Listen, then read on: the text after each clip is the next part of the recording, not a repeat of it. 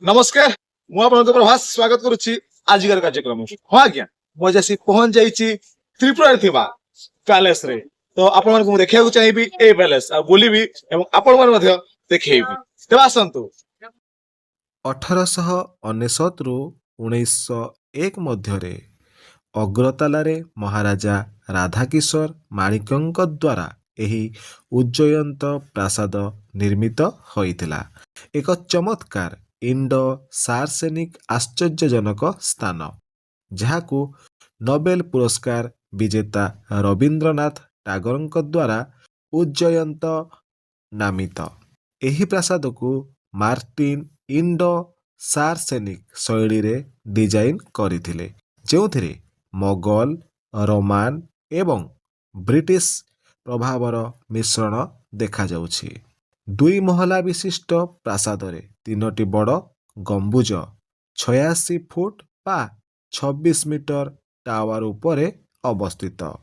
ଉଜ୍ଜୟନ୍ତ ପ୍ରାସାଦ ପରିସର ପ୍ରାୟ 1 କିଲୋମିଟର ବା 250 ଏକର ଅଞ୍ଚଳକୁ ଆଚ୍ଛାଦିତ କରେ ଏବଂ ଏଥିରେ ସିଂହାସନ କକ୍ଷ, ଦରବାର କକ୍ଷ, ପାଠାଗାର ଏବଂ ସ୍ୱାଗତ କକ୍ଷ ଭଳି ସାର୍ବଜନୀନ କକ୍ଷ ଅନ୍ତର୍ଭୁକ୍ତ।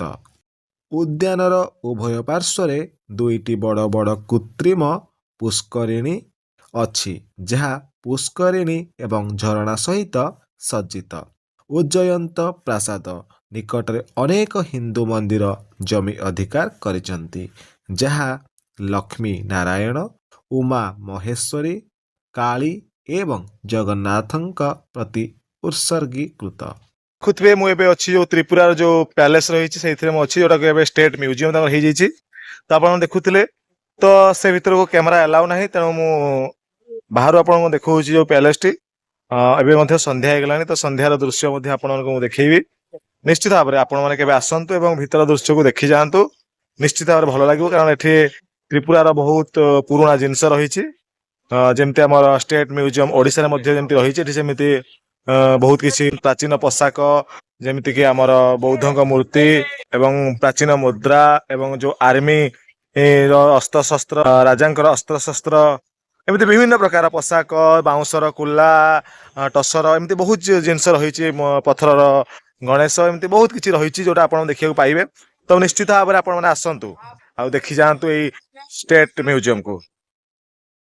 ଉଜ୍ଜୟନ୍ତ ପ୍ୟାଲେସ ହେଉଛି ଭାରତୀୟ ତ୍ରିପୁରା ରାଜ୍ୟର ରାଜ୍ୟ ସଂଗ୍ରହାଳୟ ଏବଂ ତ୍ରିପୁରା ଗଡ଼ଜାତ ରାଜ୍ୟର ପୂର୍ବତନ ରାଜପ୍ରାସାଦ।